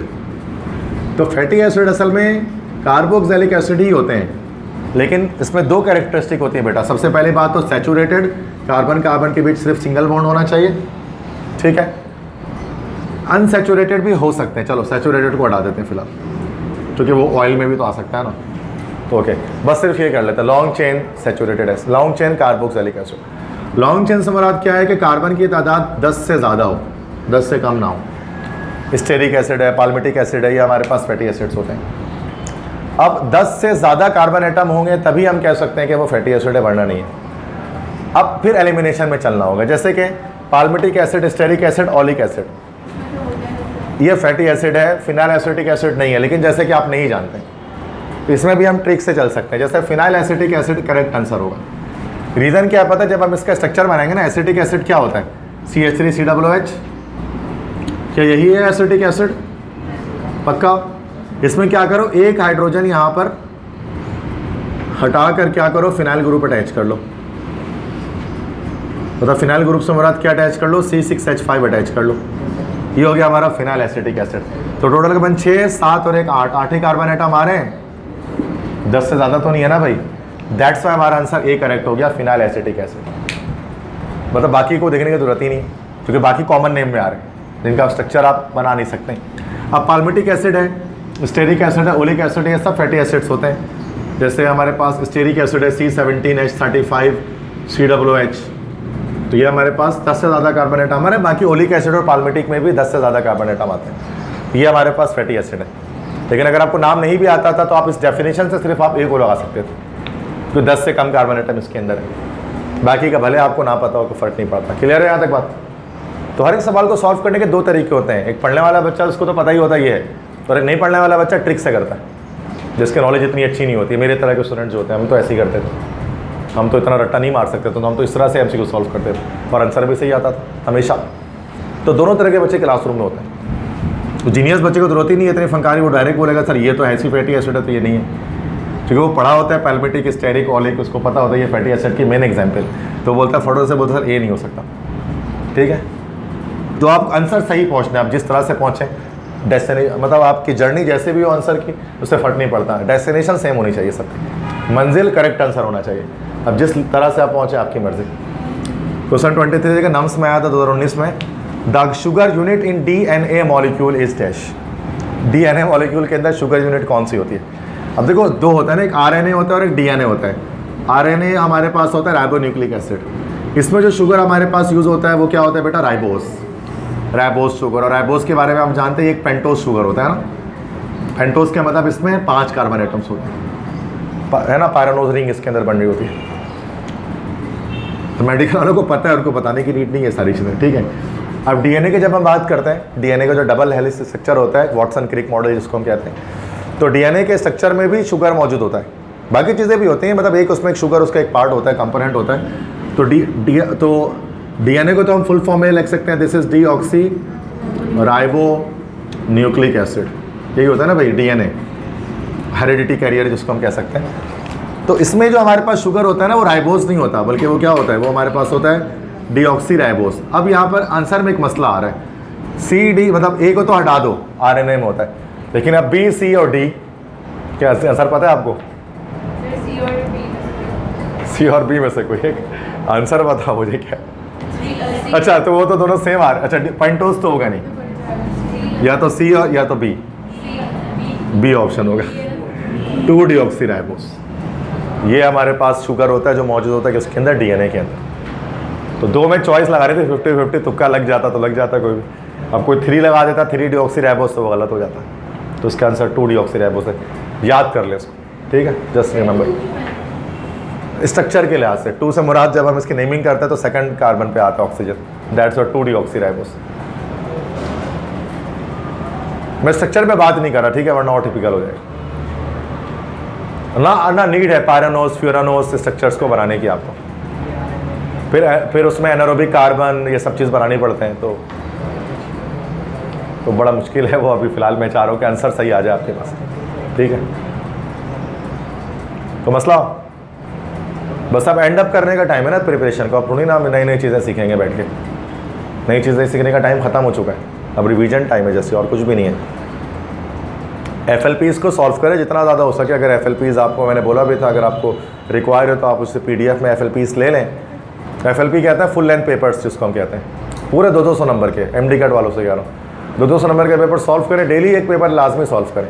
FLP नहीं है तो ले लें, मेरे पास बहुत सारे FLPs पढ़े, किप्स के, स्टार के, नेयर पेर के, सबके पढ़े। तो मतलब मुश्किल आसान हर तरह के हैं, सिंध बोर्ड वाले भी पढ़े, डॉक्टर सिंध वालों के वो भी पढ़े। तो फेसबुक पे भी आते रहते हैं, किसी ग्रुप पे आप ज्वाइन हो तो आता रहता है, तो उसको सॉल्व करें। अब ये टाइम है FLP को सॉल्व करने का, ताकि आप चेक कर सकें कि आप 200 में से कितने स्कोर कर पा रहे हैं, 180, 170, 160 कितना। अब अगर आप नई चीज़ें याद करने के लिए बैठेंगे तो अब तो नहीं हो सकेगा, ठीक है। फिर मतलब फंस जाते हैं फिर ऐसे बच्चे बुरी तरह से, एंड डे तक वो टेंशन में रहते हैं, डिप्रेस्ड रहते हैं।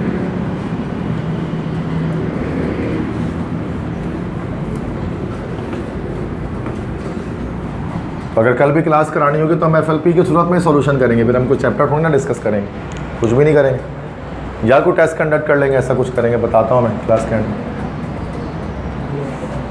नेक्स्ट है which of the following can be use as a source of energy net में, इसमें से कौन सा सोर्स ऑफ एनर्जी के तौर पर इस्तेमाल कर सकते हैं, एनर्जी सोर्स है। दोनों सोर्स ऑफ एनर्जी, लिपिड्स भी और कार्बोहाइड्रेट्स भी हैं। लिपिड्स जो जानते हैं बेटा आप, ऑयल हो गया, फैट हो गया, वैक्स हो गया, ये सारे लिपिड कहलाते हैं भाई, के कार्बोहाइड्रेट्स तो होते ही हैं। तो हम इन दोनों को ही इस्तेमाल कर सकते हैं as a energy source. Oil और घी वगैरह ये सब भी तो एनर्जी देते हैं ना बॉडी को। और लिपिड्स जो है ना वो इंस्टेंट एनर्जी जो प्रोवाइड करता है ना वो लिपिड करता है, मतलब स्मॉल अमाउंट में। देखो तीनों में अलग अलग है। अगर आपसे कहे कि which main component of our food, हमारी बॉडी को सबसे ज़्यादा एनर्जी किससे मिलती है, तो वो हमारा क्या है बेटा, कार्बोहाइड्रेट, सबसे ज़्यादा। और इंस्टेंट एनर्जी मतलब कम वक्त में ज़्यादा एनर्जी कौन देता है, वो लिपिड देता है, फैट और ऑयल कम वक्त में बहुत हाई एनर्जी आपको देते हैं। और प्रोटीन क्या होता है, मोस्ट इंपॉर्टेंट कंपोनेंट जिसको हम कहते हैं। तो तीनों ही ज़रूरी है बॉडी के लिए। प्रोटीन मोस्ट इंपॉर्टेंट के मायने में आएगा, और main component of our food carbohydrate है, और इंस्टेंट एनर्जी जो हम कह सकते हैं ना, कम वक्त में ज़्यादा एनर्जी, वो लेता लिपिड। तो तीनों ही देखा जाए तो इंपॉर्टेंट अपने अपने लगाव से, अलग अलग तरह से, अलग अलग अंदाज से, सही है। तो यहाँ पर लिपिड्स और कार्बोहाइड्रेट सोर्स ऑफ एनर्जी तो दोनों ही है, लेकिन लिपिड्स हम कम कंज्यूम करते हैं और कार्बोहाइड्रेट ज़्यादा कंज्यूम करते हैं, सिंपल। और लिपिड्स को डाइजेस्ट करना मुश्किल होता है बनस्बत कार्बोहाइड्रेट्स के, they are very difficult to digest. Cholesterol level increase करते हैं जो लिपिड्स होते हैं वो, सही है ना भाई। तो वो आगे जब कोई आता है MCQ तो बात करूँगा इसकी डिटेल में। विच of the following is not a pair of part of the human diet, yes बिल्कुल सही जवाब, cellulose. Cellulose is not the part of human diet. ये जो हर्बीवोरस एनिमल होते हैं ना वो खाते हैं उसको, सेलुलोज पत्ते वगैरह जिसको हम कहते हैं। तो हमारी बॉडी उसको डाइजेस्ट नहीं कर सकते सेलुलोज को, एंजाइम्स नहीं होते हमारी बॉडी में ऐसे जो सेलुलोज को डाइजेस्ट कर सकें, है ना भाई। सेलुलोज को डाइजेस्ट करने वाला एंजाइम हमारी बॉडी में नहीं है, we don't have any enzyme in our body. तो जैसे होता था, कहते हैं अपेंडिक्स में पहले होता था ऐसा कोई एंजाइम, अपेंडिक्स जो हमारा लास्ट पोर्शन होता है लार्ज इंटेस्टाइन का अपेंडिक्स, वहाँ कहते हैं डार्विन की थ्योरी के मुताबिक कि पहले वहाँ पर एंजाइम होता था जो सेलुलोज को डाइजेस्ट कर सकता था। लेकिन जब इंसान ने जब घास खाना छोड़ा, मतलब जो उसने, मतलब इंसान पहले कोई दूसरी स्पीशीज था तो घास खाया करता था, तो उसने घास खाना छोड़ दिया तो वो एंजाइम जो है वो थोड़ा थोड़ा करके ख़त्म हो गया, और वो अपेंडिक्स में बस खाली पाउच जैसा बन गया।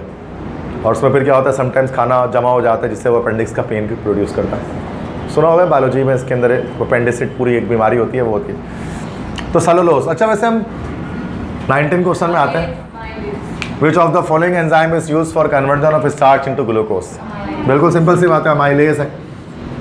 तो ये स्टार्च तो है, स्टार्च आप स्टार्च को हम अमाइलोज कह सकते हैं ना, इस पर जो एक्शन करता है वो अमाइलेज होता है, और ये आपके सलाइवा में मौजूद होता है।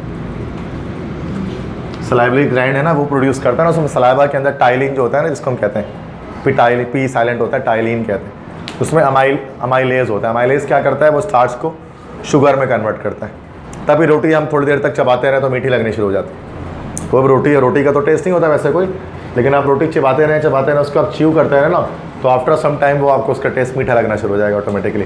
वो मीठा टेस्ट किस वजह से होगा, बिकॉज वो जो स्टार्च है वो शुगर में कन्वर्ट हो जाएगा इंस्टेंटली। वैसे स्लो तो खुद भी हो सकता है, जैसे आलू है, आलू में स्टार्च होता है ना, पोटैटो में, वो 3-4 महीने पड़ा रहता है, वो मीठा हो जाता है, मीठा आलू जिसको हम कहते हैं, पुराना आलू, तो वो खुद ब खुद उसमें वो शुगर में कन्वर्ट होता है। क्वेश्चन 20 आते हैं। विच of the following enzyme is raised in rickets. हाँ ये मुश्किल है, इसमें से कौन सा एंजाइम जो है ना वो बढ़ जाते हैं रिकेट्स की जब बीमारी होती है। रिकेट्स की बीमारी है ना, कौन सी विटामिन की डेफिशिएंसी से होती है, विटामिन डी। बिल्कुल सही कहा आपने।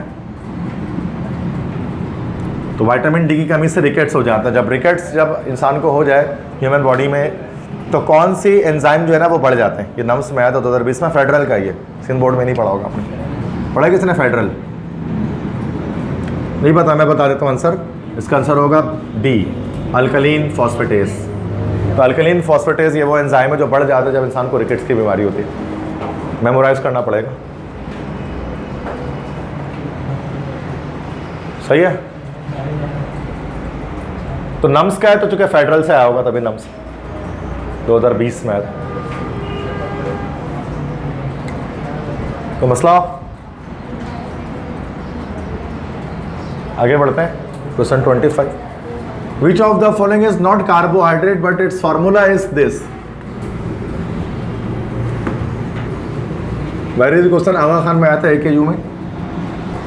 इनमें से कौन सा कार्बोहाइड्रेट नहीं है लेकिन उसका फार्मूला जो है ना वो यही होता है, जैसे लाइक देखो कार्बोहाइड्रेट का जनरल फार्मूला हमारे पास होता है CxH2OY। अब x की वैल्यू कुछ भी, जैसे x की वैल्यू 6 और y की वैल्यू 6 रख देते हैं तो हमारे पास C6H12 वो 6 आ जाएगा, या x की वैल्यू 12 रख दो और y की वैल्यू 11 रख दो तो C12H22 11 आ जाएगा। मतलब जितने भी कार्बोहाइड्रेट्स हमारे पास होते हैं वो इसी जनरल फार्मूले पे हमारे पास जो है वो चल रहे होते हैं। सही है बेटा। अब इसमें कह रहे हैं कौन सा कार्बोहाइड्रेट, आगे भले जनरल फार्मूला छोड़ो, बस जो कार्बोहाइड्रेट नहीं है तो आपका तो ग्लूकोज फ्रक्टोज तो है ही है। एक मिनट, हाँ लेकिन फार्मूला, हाँ तो फिर मॉलिक्यूलर फार्मूला की बात आ जाएगी इसमें। देखो एसिटिक एसिड हमारे पास होता है CH3COOH, इसका फार्मूला निकालेंगे तो ये हो जाएगा C2H4O2। फॉर्मिक एसिड होता है HCOOH, ये क्या हो जाएगा CH2O2। इसका जनरल फार्मूला निकल सकता ही है, अगर हम x की वैल्यू को 2 रख दें और y की वैल्यू को 2 रख दें तो आ जाएगा, ये बिल्कुल आ जाएगा। नहीं आएगा, नहीं आएगा, नहीं आ सकता ना ये। लेकिन अगर यहाँ x की वैल्यू को 1 कर दें ये आएगा क्या? ये भी नहीं आएगा। कुछ गलती कर रहे हैं। CH3COOH, कार्बन 2, हाइड्रोजन 3 और 1 4, ऑक्सीजन 2, ओके। CH2O2 बिल्कुल सही, फॉर्मिक एसिड। अगर यहाँ पर x की वैल्यू 2 y की वैल्यू 2 रखें तो C2H2O है ना, इसमें भी 2 लगा लें तो C2H4O2 आ तो रहा है यार, ये आ जा रहा है। x की वैल्यू को 2 और y की वैल्यू को 2 रखेंगे तो क्या ये फॉर्मूला नहीं आ रहा? ये समझ में आई बात? चलो मैं दोबारा करता हूँ। आ रही है ना भाई, लेकिन ये फॉर्मिक एसिड नहीं आएगा, नहीं आ सकता ना, इस जनरल फॉर्मूले पे नहीं रखा सकता ये। x की वैल्यू को मान लो 1 रख दिया तो, लेकिन y की वैल्यू अगर हम 2 रखेंगे तो ये तो 4 हो जाएगा ना। बात समझ में आ रही है? तो इस जनरल फॉर्मूले पे नहीं आ रहा, दैट्स हम कह सकते हैं कि फॉर्मिक एसिड वैसे तो कार्बोहाइड्रेट नहीं है और इसका जनरल फार्मूला भी ये नहीं निकल सकता। एसिटिक एसिड भी कार्बोहाइड्रेट नहीं है बट ये जनरल फार्मूला हो सकता है। यहाँ पर कह रहे हैं कि वो कौन सा कंपाउंड है जो कार्बोहाइड्रेट नहीं है लेकिन उसका जनरल फार्मूला CxH2OY हो सकता है। बात समझ में आ गई कैसे हुआ? 30 लाख रुपए फीस ले रहे फिर भी इतना मुश्किल टेस्ट देते आगा खान वाले तो पैसे देने से नहीं होता, टेस्ट भी मुश्किल ले रहे होता है भाई। Okay, glycogen is an example of, glycogen polysaccharide है। ग्लाइकोजिन को आपको पता है ना भाई, इसको क्या कहते हैं?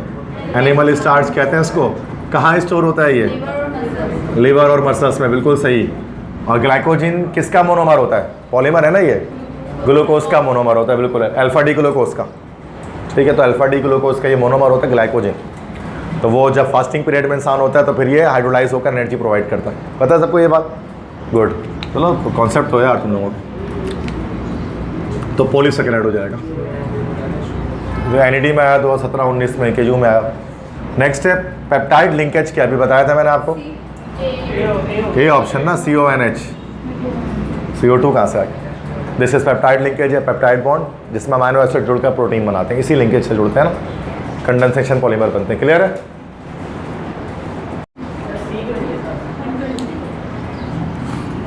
देखो मैं फिर से बता देता हूँ, 25 को मैं शायद समझ में नहीं आया बच्चों को, दोबारा से देखो। ये हमारे पास कार्बोहाइड्रेट्स का जनरल फार्मूला है, x और y कोई भी नंबर हो सकता है इसके अंदर है। जब हम बात करते हैं एसिटिक एसिड की, ये हमारे पास होता है CH3COOH। जब हम बात करते हैं फॉर्मिक एसिड की तो ये हमारे पास होता है HCOOH। सही है? अगर हम कंडेंस करके लिख दें तो ये हो जाएगा C2H4O2। इसको कंडेंस करके लिखें तो ये हो जाएगा CH2O2। ऐसा ही है। अगर हम इसको अब इस फॉर्म में अगर लिखना चाहें तो इस फॉर्म में क्या आ जाएगा? C हो जाएगा, 2 हो जाएगा, फिर H2O और उसके बाद फिर 2 हो जाएगा। ये बन गया इस फॉर्मूले में आगे। लेकिन इसको आप नहीं डाल सकते इस फॉर्मूले में। अब देखो C पर अगर हमने 1 कर लिया, ठीक है, अब H2O Y में क्या लगाएंगे? अगर 1 लगाएंगे तो भी नहीं आएगा और 2 लगाएंगे तो भी ये नहीं आ रहा होगा हमारे पास। अगरचे कार्बोहाइड्रेट नहीं है लेकिन इसका जनरल फार्मूला भी जो है ना वो कार्बोहाइड्रेट जैसा नहीं है। एसिटिक एसिड का जनरल फार्मूला कार्बोहाइड्रेट जैसा होता है। यही बात है ना, समझ में आ गया? आप क्लियर? नेक्स्ट स्लाइड आती है 29. Zymase is a group of 14 enzymes used in the fermentation of starch. Is present in dash. किसमें होता है जाइमेस? ईस्ट में होता है. स्टार्च की फर्मेंटेशन की थी ना भाई. और ईस्ट आपको पता है, ईस्ट दो तरह के एंजाइम्स हमारे पास निकाल सकते हैं. ईस्ट हमारे पास जाइमेस तो निकालता ही है. जाइमेस के लास्ट स्टेप में यूज़ करते हैं ना बेटा, चैप्टर 9 में भी बताया था कि जाइमेस हमारे पास जो है वो करता क्या है कि वो हमारा जो ग्लूकोज है उसको कन्वर्ट कर देता है इथानॉल में, ये इथाइल अल्कोहल में. जबकि इसके अलावा भी इसके पास एंजाइम होते हैं, जैसे कि हमारे पास इसमें सक्रेज होता है, इसके अंदर ही होता है ना सक्रेज होता है, और क्या होता है माल्टेज होता है. ये दोनों इसी में होता है ना बेटा, ईस्ट में नहीं निकलता है. और एक डायस्टेज नहीं होता, वो तो मोलाइसिस में होता है, लेकिन मैं होता है ईस्ट में ही होता है ये एंजाइम ना.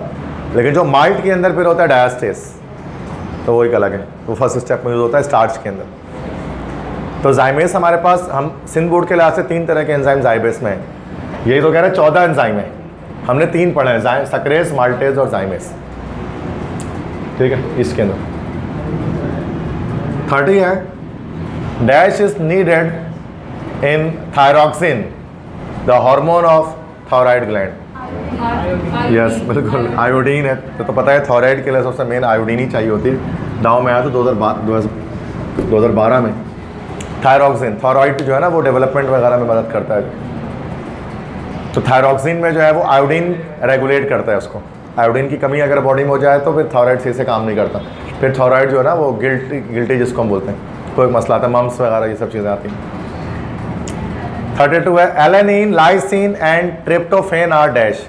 तो एलेनिन और लाइसिन का तो पता है, ट्रिप्टोफेन का भले ना पता हो. तो ये क्या हो गए हमारे पास, अमाइनो एसिड्स हो गए. That's simple. तो ये दो तो जानते हो, तो तीसरा भी जाहिर सी बात है अमाइनो एसिड ही हो. वैसे 20 टाइप के होते हैं ना, ये तो हमें 20 के नाम नहीं पता होने चाहिए. जैसे वैलिन एक आया, ये ट्रिप्टोफेन, तो 4-5 तो ऐसे ही 6 हो गए. तो करते करते पहले या कुछ भी याद हो ना आपको तो आपको पता लग जाता है. अगर डिफ यही आता है कि ट्रिप्टोफेन इज अ डैश तो शायद मुश्किल हो जाती है फिर. लेकिन ऐसा होता नहीं है वैसे, मतलब उन्होंने जानबूझ के देखा ना. एनटीएस में, एनटीएस पहले जो 17 का तो एनटीएस नहीं लिया था, एमडीकेट, तो उन्होंने जानबूझ के दिया ये था कि बच्चा थोड़ा सा आसान हो जाए ना, कि इनको देख कर समझ जाए कि भाई ये अमाइनो एसिड. हाँ दैट्स वाई उन्होंने जानबूझ के आसान किया है देखा जाए तो. वरना चाहते तो सिर्फ ट्रिप्टोफेन लिख सकते थे, ये मुश्किल हो जाती है स्टूडेंट्स के लिए. तो वो जानबूझ के ऐसा कभी कभार नहीं करते, थोड़ा सा आसान भी रखते हैं, कहीं पर मुश्किल भी कर देते. नेक्स्ट क्वेश्चन देखते हैं कि based on physicochemical properties proteins में be classified into following types. मतलब सिंपल जो है ना प्रोटीन की क्लासिफिकेशन कर रहे हैं. देखो हमने अमीनो एसिड्स की टाइप तो पढ़ाई है, लेकिन मैंने आपको प्रोटीन्स की टाइप्स नहीं बताई. प्रोटीन्स कितने टाइप के होते हैं?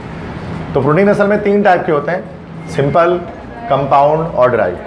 तो तीनों ही टाइप्स हैं प्रोटीन के हमारे पास. ठीक है, तो ये हमारे पास इसका करेक्ट ऑप्शन हमारे पास हो जाएगा डी, ऑल ऑफ दीज. अब देखो है क्या कि जो सिंपल प्रोटीन होता है ना वो जस्ट अमीनो एसिड से मिलकर बने होते हैं. ऐसे मैं इसको एक्सप्लेन कर दे रहा हूँ. सिंपल प्रोटीन में ओनली अमीनो एसिड, सिर्फ अमीनो एसिड्स होते हैं.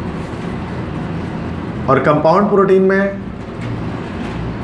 अमीनो एसिड के साथ प्लस इसके साथ कोई दूसरे और भी कोई ग्रुप इसके साथ अटैच होते हैं, जिसको हम लोग कहते हैं कोफैक्टर. कोफैक्टर कहा जाता है, या फिर हम इसको प्रोस्थेटिक ग्रुप कहते हैं ना, प्रोस्थेटिक ग्रुप. तो प्रोस्थेटिक ग्रुप या कोफैक्टर इसके साथ अटैच होता है, जिसमें जो मिलकर हम जो है हमारे पास फॉर्मेशन करते हैं किसकी बेटा, प्रोटीन की. तो ये हमारे पास कहलाते हैं कंपाउंड प्रोटीन. ड्राइव प्रोटीन किससे कहते हैं? जो डिफरेंट और कंपाउंड से ड्राइव किए जाते हैं. ठीक है, तो जो अखज़ किए जाते हैं, ड्राइव किए जाते हैं, वो डिफरेंट चीज़ों को कंबाइन करके बनाया जाता है, डिफरेंट और न्यूट्रिएंट्स को. तो वो हमारे पास ड्राइव प्रोटीन होते हैं. तो प्रोटीन हमारे पास अलग अलग टाइप के हैं. तो तीनों टाइप्स हमारे पास होती हैं, सिंपल, कंपाउंड, ड्राइव. याद रखिएगा इसको. तो ये 2020 में आया था एमडीकेट में. एक और 2020 में आया था, based on function thyroxine can be classified at. अभी पीछे भी गया, हार्मोनल प्रोटीन है, हार्मोन होता है थायरॉक्सिन, आगे ना रहे एंड में. ठीक है, तो हार्मोनल प्रोटीन है क्योंकि हार्मोन है ना, रेगुलेट करता है मेटाबॉलिज्म को आपकी बॉडी में. 36 से ये भी आया था 2020 में, ये मुश्किल था. L-asparagine enzyme has been used for the treatment of what? L मतलब लेबोरेटरी, यस। तुक्का मारोगे, कैसे पता? डू यू नो, पढ़ा है कभी इसको? बाकी और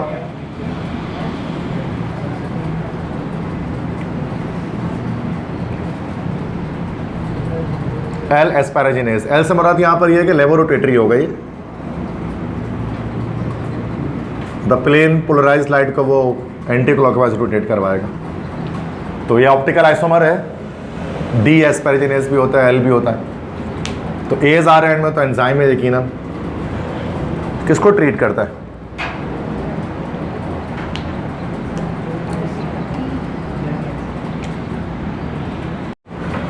उसका आंसर हमारे पास जो है ना वो बी ऑप्शन करेक्ट हो जाएगा, ब्लड कैंसर। तो ब्लड कैंसर में यूज़ करते हैं इसको, उसको ट्रीटमेंट के लिए। इसको लियोकीमिया भी कहा जाता है, दैट्स ब्लड कैंसर। तो एल एस्पैराजिनेस एंजाइम है, वो यूज़ किया जाता है उसको ट्रीट करने के लिए, इलाज के लिए उसके ब्लड कैंसर की। सही है, तो याद रख लीजिएगा, just you need to remember it, याद करना पड़ेगा उसको। क्लियर है यहाँ तक?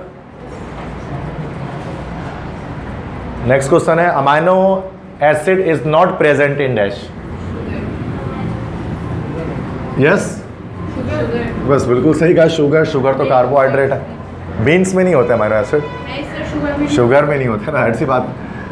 शुगर कार्बोहाइड्रेट है, that's why, that's really simple. NED वाले देखो कितना आसान पूछते हैं, एनईडी के ये फायदा होता है, they are actually carbohydrates. Next है, sucrose is made from. Easy, अभी पता है, ग्लूकोज एंड फ्रक्टोज। ये सारा एनईडी के एमसीक्यूज आ रहे हैं, तो they are easy. Which one of the following food group provided maximum energy of the body per day? Carbohydrate. तो पर डे सबसे ज़्यादा कार्बोहाइड्रेट, क्योंकि हमारा मेन कंपोनेंट ऑफ फूड यही होता है ना बेटा, carbohydrate. Proteins are biological polymers of small molecules called. एनईडी वाले कितने जल्दी हो जाता है? Which is the simplest amino acid, सबसे सिंपलेस्ट अमाइनो एसिड कौन सा है? अभी बताया था ग्लाइसिन।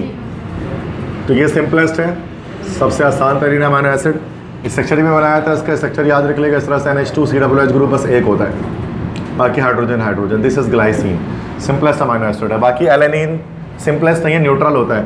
बाकी हिस्टेटिन, फिनाइल एलेनिन, ये भी हमारे पास उन 20 में से है जो टोटल होता है। 44 है, carbohydrate contain functional group what? All of this. चुके जाहिर सी बात है, बिल्कुल। कार्बोहाइड्रेट की डेफिनेशन ही यही होती है कि they are poly hydroxy aldehyde and ketone. तो एल्डोस शुगर भी होते हैं, कीटोस भी होते हैं। तो पॉलीहाइड्रोक्सी तो होता ही होता है, मल्टीपल OH ग्रुप्स होते हैं। अब उसमें एटलीस्ट एक जो है वो हमारा एल्डिहाइड या कीटोन का ग्रुप लगा होता है, ऑल हो जाएगा हमारे पास। एंजाइम क्या है भाई? प्रोटीन है। Carbohydrates are mainly composed of CH, तभी तो कार्बोहाइड्रेट कहते हैं। सही है। इसमें कहना है कार्बोहाइड्रेट किस चीज़ से बने होते हैं? कार्बोहाइड्रेट तो दो वर्ड से निकला है, कार्बो से निकला है और हाइड्रेट से निकला है।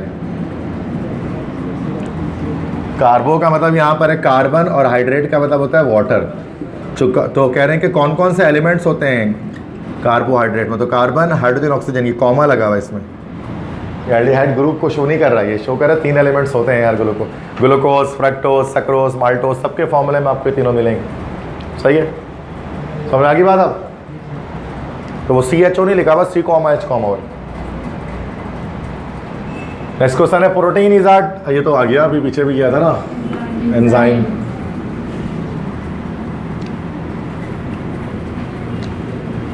बचपन से, अरे नहीं, हाँ नन होना चाहिए, सही कह रहे हैं, सवाल चेंज है। पता एंजाइम इज अ प्रोटीन किया था ना पीछे, ठीक है। एनईडी वाले भी फंसाते हैं, देखो उसमें एंजाइम इज अ डाइजेस्ट, तो प्रोटीन कैटलिस्ट नहीं है, एंजाइम कैटलिस्ट है।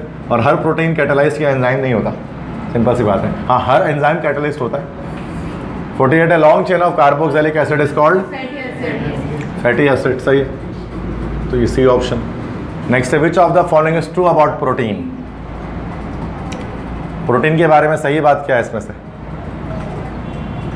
बता प्रोटीन क्या क्या हो सकते हैं, शायद ये पूछ रहे हैं। सारे ही हो सकते हैं, बायोकैटलिस्ट हो सकते हैं, एंजाइम हो सकते हैं, अमीनो एसिड हो सकते हैं। और होना चाहिए इसमें। Next, which of the following is not a lipid? इसमें से कौन सा लिपिड नहीं है? देखो लिपिड तो हमें पता है ना कि वो ऑयल वगैरह ये लिपिड होते हैं, तो ऑयल तो होगा नहीं, ऑयल लिपिड है। स्टेरॉइड भी हमारे पास एक लिपिड है, ठीक है, कॉन्जुगेट लिपिड है। कोलेस्ट्रॉल है वगैरह जो होता है, तो स्टेरॉइड भी लिपिड है। इसके सबसे मशहूर मोस्ट इंपॉर्टेंट हमारे पास तो कोलेस्ट्रॉल है ना, ये याद होना चाहिए। और वाइटामिन्स, हाँ वाइटामिन्स लिपिड नहीं होते हैं। तो वाइटामिन्स का जो वर्ड ही निकला है हमारे पास, तो फैट तो होगा ही नहीं, तो वाइटल अमाइंस ना, या वाइटल अमाइंस, तो ये वाइटल अमाइनो एसिड्स। तो ये अक्सर अमाइनो एसिड होते हैं। मतलब शुरू में जो वाइटामिन डिस्कवर हुए थे वो अमाइनो एसिड्स थे, लेकिन उसके बाद बाकी और भी आए, लेकिन हम ये नहीं कह सकते कि वो लिपिड्स होते हैं। लेकिन ऐसा भी जरूरी नहीं है कि हर वाइटामिन जो है वो अमाइनो एसिड हो, क्योंकि शुरू में जो वाइटामिन डिस्कवर हुए थे तो वो अमाइनो एसिड थे, लेकिन बाद में हमने वो साइक्लिक कंपाउंड में देखा जो कि वाइटामिन के अंदर आते हैं। तो ऐसा नहीं है कि हर वाइटामिन अमाइनो एसिड से बनता है, बट अक्सर बनते हैं, अक्सर नहीं भी बनते। सही है, तो मसला यहाँ तक क्लियर है। नेक्स्ट क्वेश्चन है, the most abundant and important steroid in human body is cholesterol. Simple, steroid वैसे इसके अलावा कोई है भी नहीं, मतलब लिपिड तो स्टेरॉइड मतलब स्टेरॉइड लिपिड स्टेरॉइड की टाइप है, स्टेरॉइड की टाइप तो लिपिड नहीं है। नन भी नहीं, नन भी हटा दो। फॉलिक एसिड कौन सा विटामिन होता है पता है? फॉलिक एसिड विटामिन है ना, विटामिन बी कॉम्प्लेक्स है ना ये, तो विटामिन बी कॉम्प्लेक्स में एक हमारे पास होता है फॉलिक एसिड, फॉलेट वगैरह बनाने में मदद देता है ये, ठीक है। रिप्रोडक्टिव सिस्टम में काम आता है, इसका अलग यूजेज है। बाकी कोलेस्ट्रॉल हमारा जो है ना वो मोस्ट इंपॉर्टेंट स्टेरॉइड है। यही वीन्स, ब्लड वीन्स में जमता है ना जाकर, फिर ब्लड प्रेशर कॉज करता है, हार्ट अटैक कॉज करता है कोलेस्ट्रॉल लेवल। अच्छा 52 है, which of the following statement about enzyme is correct? तो ये ए, इसको बी कह देते हैं, ये बी लिखा हुआ है, A B C D. Sir decrease करता है ना एक्टिवेशन? हाँ बिल्कुल डिक्रीज करेगा, चूँकि रिएक्शन को स्पीड अप कर रहा है ना, तो ए होना चाहिए। स्पीड अप द रिएक्शन बहुत नहीं हो सकता, स्पीड अप करने के लिए एक्टिवेशन है जो डिक्रीज करनी पड़ेगी ना, इंक्रीज थोड़ी ना करनी पड़ेगी। ए ऑप्शन हो सकता है, speed up the reaction. Next है, amino acid is dash in nature. Amphoteric होता है, अभी बताया मैंने आपको, एसिडिक बेसिक दोनों नेचर रखता है। नेक्स्ट है, the process in which fatty acid reacts with NaOH is dash. Saponification है, बिल्कुल सही कहा, सोप की फॉर्मेशन होती है।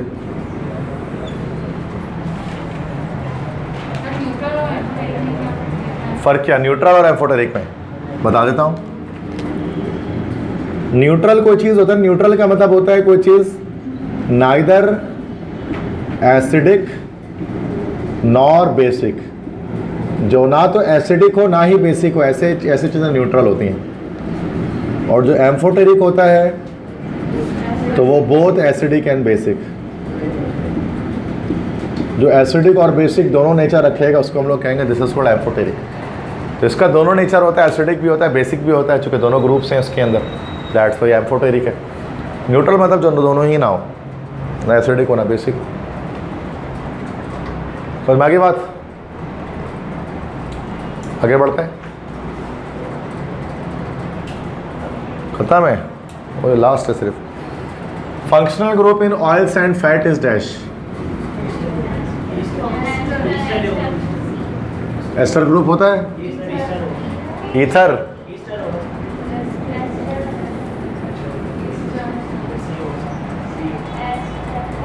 देखो ऑयल और फैट क्या है, ऑयल्स एंड फैट्स, ये तो लिपिड्स है ना भाई, और इन्हीं को हम लोग कहते हैं ट्राइग्लिसराइड्स। यही ट्राइग्लिसराइड्स कहलाते हैं। बनते कैसे हैं? जब कोई फैटी एसिड रिएक्शन करता है किससे भाई? ग्लिसरॉल से करता है ना, तो हमारे पास जो बनता है वो हमारे पास क्या बनता है? ट्राइग्लिसराइड। अभी ट्राइग्लिसराइड में दो चीज़ें बन सकते हैं, ऑयल भी बन सकता है, फैट भी बन सकता है। अगर सैचुरेटेड फैटी एसिड लिया था आपने तो फैट बनेगा, अनसैचुरेटेड फैटी एसिड लिया था, डबल बॉन्ड अगर कहीं होगा तो फिर हमारे पास ऑयल बनेगा। वो डिपेंड करेगा इस फैटी एसिड में कि आप कैसा ले रहे हैं, सैचुरेटेड क्या अनसैचुरेटेड। तो फैटी एसिड तो असल में देखा जाए तो कार्बोक्सिलिक एसिड है ना भाई, भले लॉन्ग चेन है। और ग्लिसरॉल असल में हमारा ट्राईहाइड्रिक अल्कोहल नहीं है, ये ग्लिसरीन भी जिसको हम लोग कहते हैं। और आप जानते हैं कि जब भी एसिड कार्बोक्सिलिक एसिड और अल्कोहल का रिएक्शन होता है तो एस्टर बनता है और वाटर बनता है, यही रिएक्शन तो एस्टरिफिकेशन होती है। तो असल में जो ट्राइग्लिसराइड है, ऑयल और फैट है, वो एस्टर ही होते हैं, सिंपल। ठीक है।